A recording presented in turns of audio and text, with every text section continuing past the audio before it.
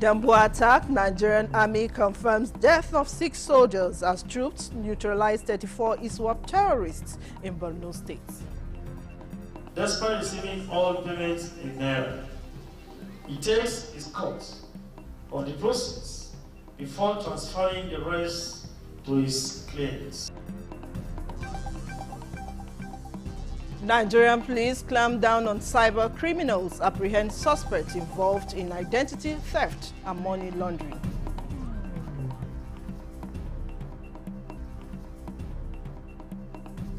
Plus, reactions trail appointment of new coach for Nigerian Super Eagles.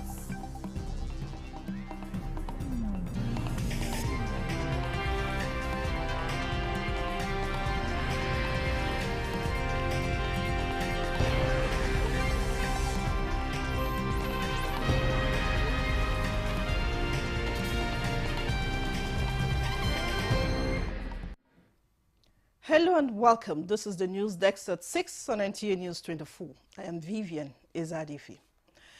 The Defense Headquarters says several ISWAP Boko Haram terrorists have been eliminated by troops deployed in Sabongari village of Dambuwa local government area of Borno State in the combat.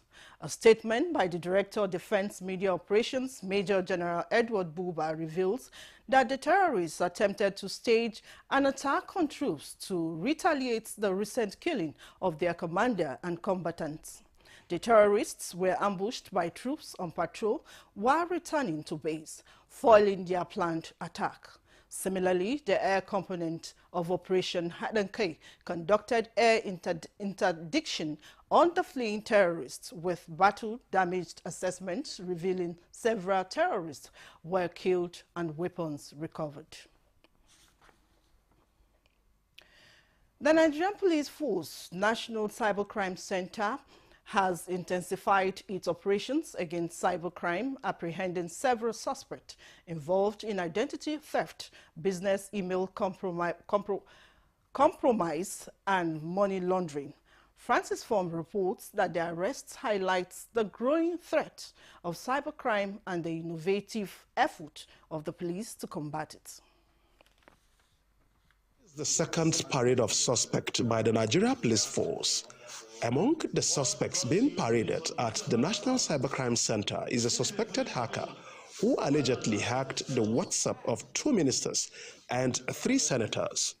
Despite receiving all payments in naira, he takes his cut of the proceeds before transferring the rest to his claimants. Also, another suspect who specializes in hacking business emails to defraud companies and launder money internationally has been apprehended. Investigations by the center revealed that thousands of compromised email credentials were recovered from the suspect Skype account, which the syndicate used to coordinate its operations. So he is, the one that is actually responsible for most of this WhatsApp hack.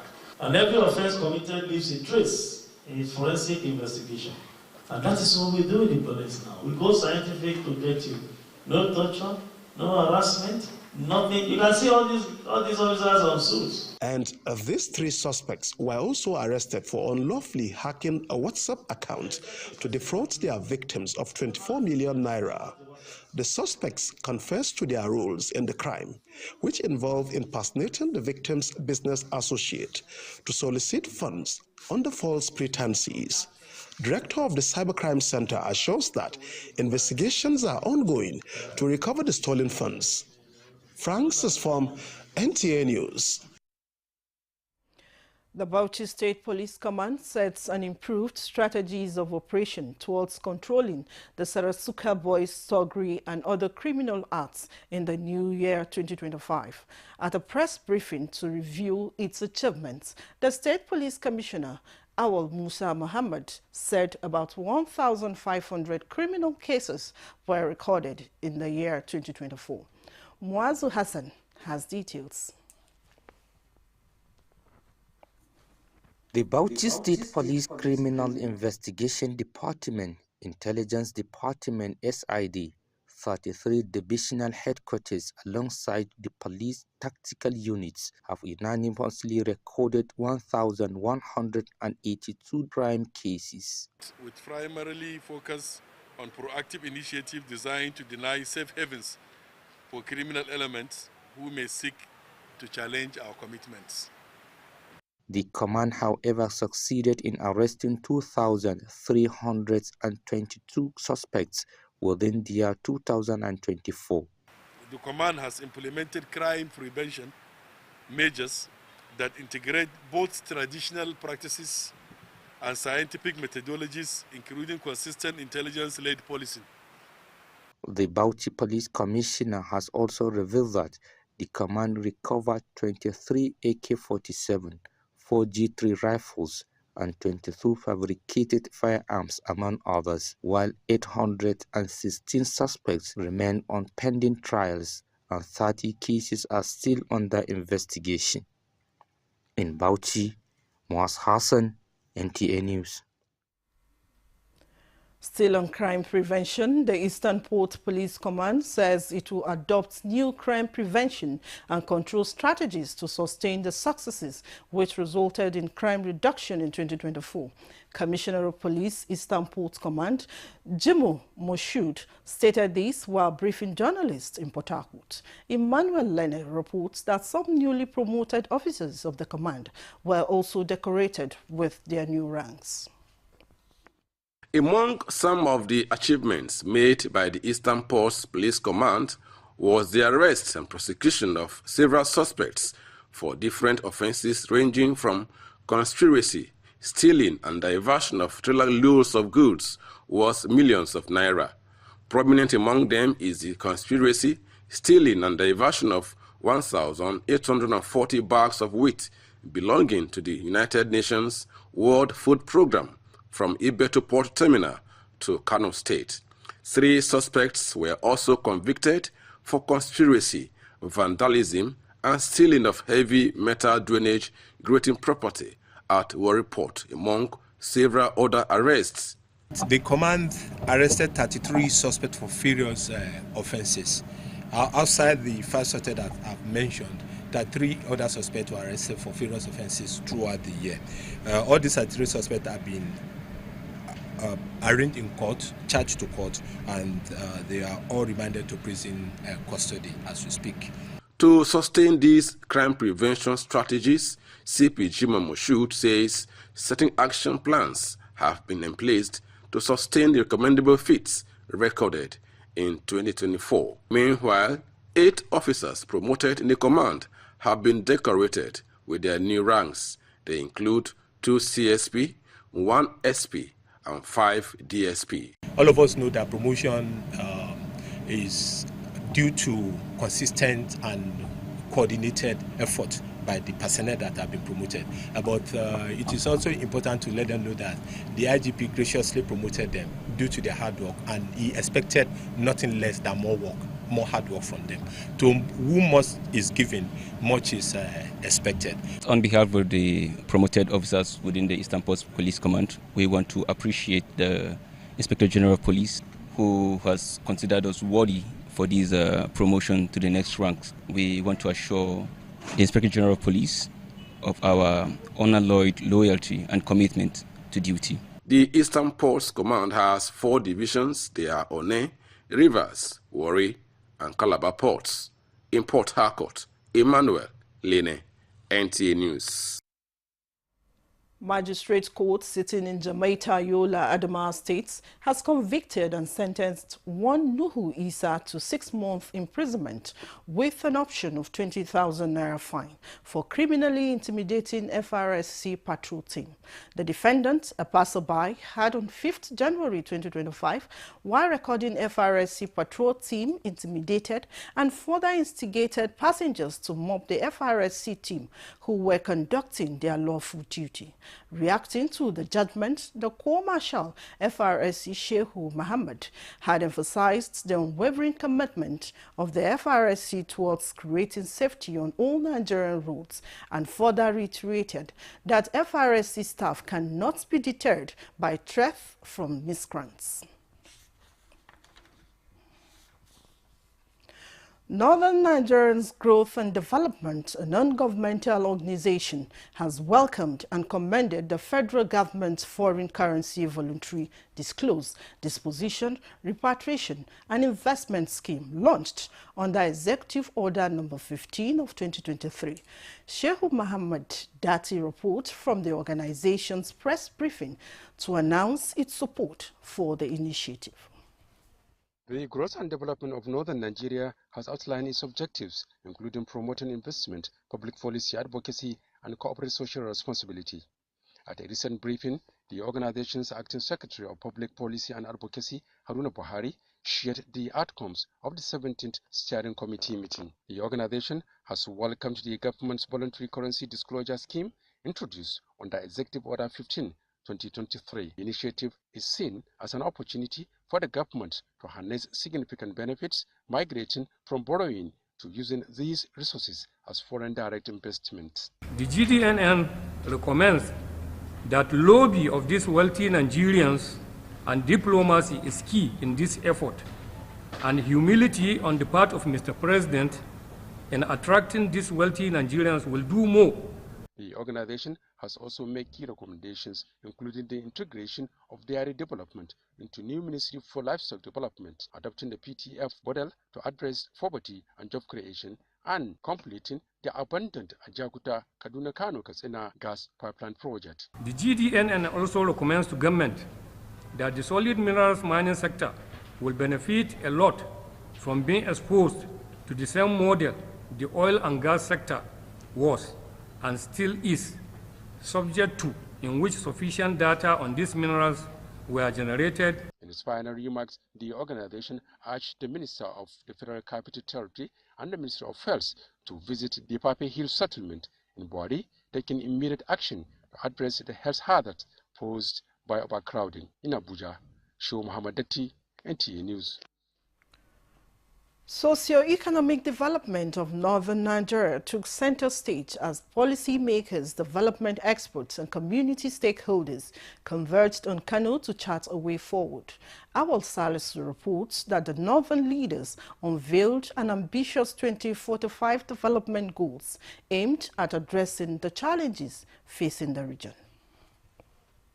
That in this hall are policymakers, development experts and stakeholders with a shared vision for the future of northern Nigeria.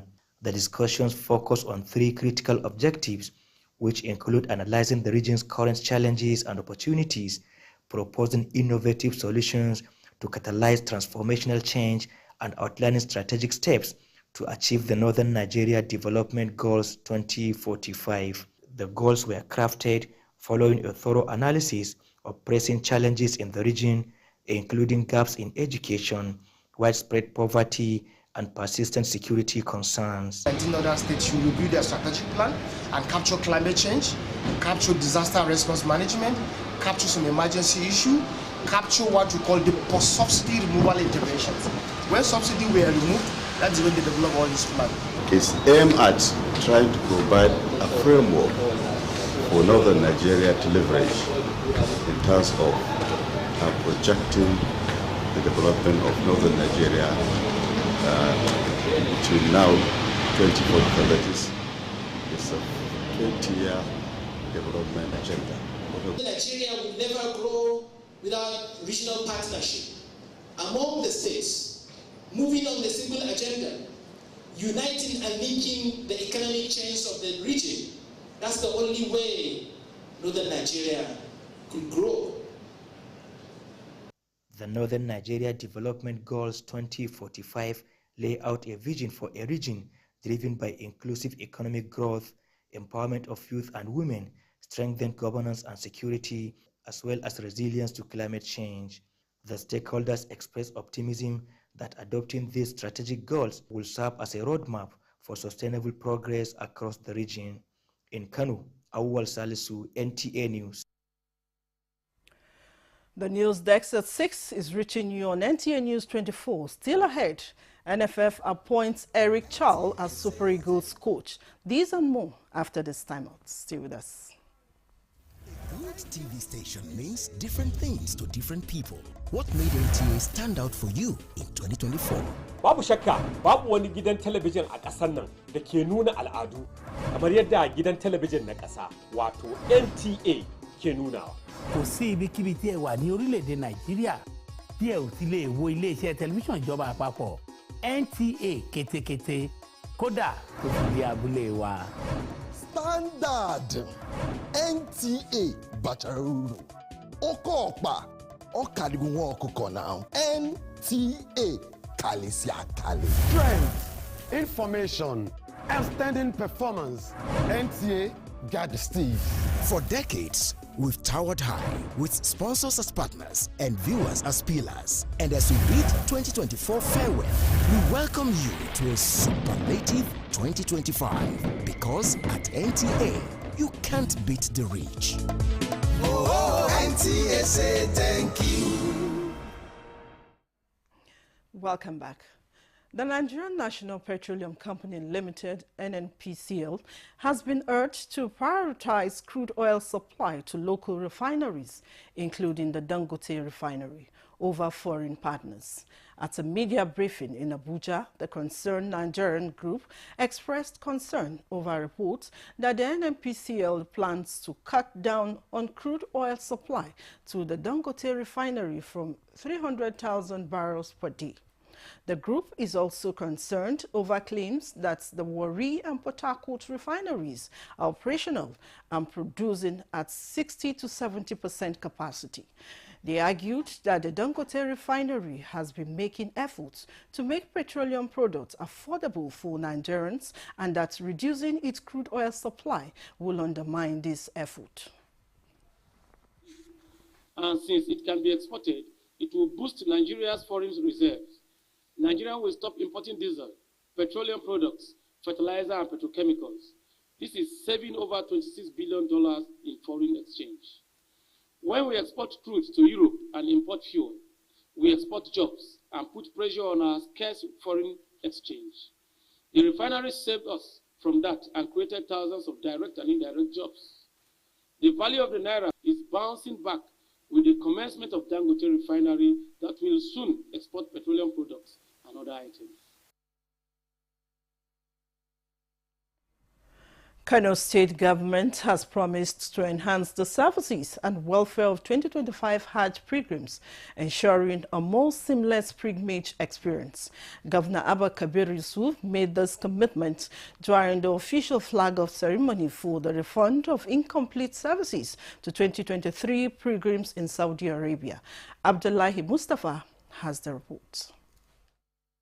Aisha Balarabi is among the 6,145 Kano pilgrims who undertook the 2023 Hajj pilgrimage to Saudi Arabia. She and her fellow pilgrims are set to receive a refund of 61,000 Naira each, compensating them for incomplete services during their stay in Mina. Laminu Rabiu, the Director General of the Kano State Pilgrims Welfare Board, informed Governor Abba Kabir Yusuf that the sum of 375 million Naira had been allocated by the National Hajj Commission of Nigeria for the refund, which will be disbursed to the affected pilgrims. He assured that comprehensive arrangements have been put in place to ensure the smooth and efficient processing of the payments. Governor Yusuf praised the Pilgrims Welfare Board for successful management of the Hajj operation, expressing his commitment to enhancing the welfare of pilgrims in the 2025 Hajj. He also took the opportunity to flag off the distribution of the refunds to the pilgrims. The beneficiaries of the refund expressed their gratitude, commending the transparency of the process and thanking Governor Yusuf for his support during their time in the Holy Land. In Kano, Abdullahi Mustafa, NTA News.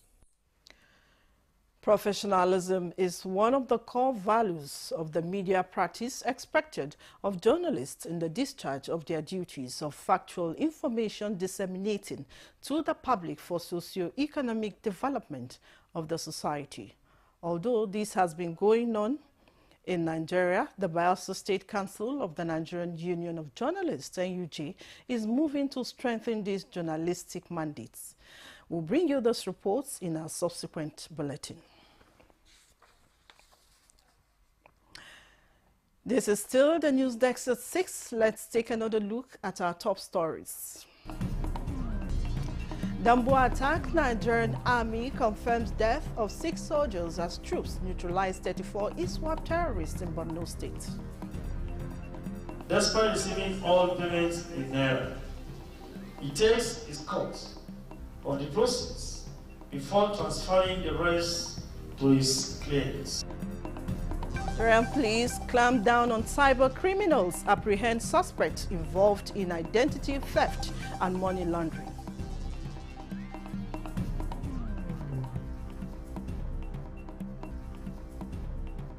And reactions trail appointment of new coach for Nigerian Super Eagles.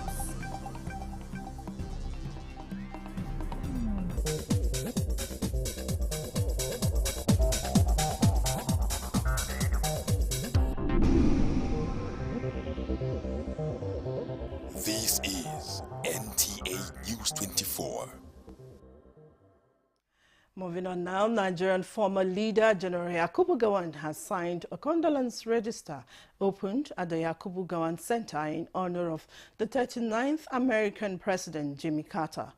General Yakubu Gowon, who arrived at the center at about 11:56 a.m. Wednesday morning, immediately signed a register describing the Georgian-born president as a great and compassionate leader whose impacts on humanity cut across boundaries, especially in the health and social interventions. The former head of state between 1967 and 1975 said out of 17 African countries that were guinea worm endemic, Nigeria was the worst hit, and the swift intervention of Jimmy Carter brought succor and flattened the curve of the disease in the country. The Nigerian Football Federation NFF Executive Committee has approved the appointment of Eric Sonko Chal as the new head coach of Nigerian senior men's national football team, the Super Eagles. The decision followed the recommendation of the NFF's Technical and Development Subcommittee during its meeting held in Abuja on January 2nd, 2025. The appointment was formally endorsed by the NFF Executive Committee on Tuesday, January 7th, 2025. Charles, 47, is a former head coach of Mali's senior national team. Our sports correspondent, Daniel Aderie, joins us earlier to speak on the development around the appointment of the new coach. However, we need to put things in context. The Glass House does not have $100,000 plus to pay a grade A coach from Europe or any other part of the world, South America, etc., etc. And all for very good reason, because we are preparing for AFCON this year. Then we also have the CHAN championships and several other, grade championships and tournaments that we need money to prepare for. As far as football is concerned in Africa, right? In the last 2 decades, Mali has never made it into the top 50 in the world. Nigeria has been in the top 50 for as long as we can remember. Still the only African nation to make it to the top 5 in the world. So some people are saying it's a dip from Pesero to this. You could have gone to Ghana, you could have gone to South Africa. I would take a South African PSL coach. Bring me Orlando Pirates, bring me Chippa United, bring me Mamelodi Sundowns. I'll take it, right? Because South Africa is that good. They have depth, they have squad. We've seen the tacticality of, the South Africans. In fact, the South Africans are still the only nation who have gone toe-to-toe with the North Africans. Zamalek, Etoile de Sahel of Espérance, and several other North African teams who have colonized the CAF Confederations, talking about the continental, trophies, Champions League, and the Confederations Cup. So you give me a South African coach, I'll take it, because these guys have their eternal rivals. Ghana is our rival, South Africa is our rival. Ghana Jollof versus Nigerian Jollof, Amapiano versus Afrobeat. We've been. And that concludes the news desk at 6 on NTA News 24. Thanks for watching. I am Vivian Izadifi. Bye for now.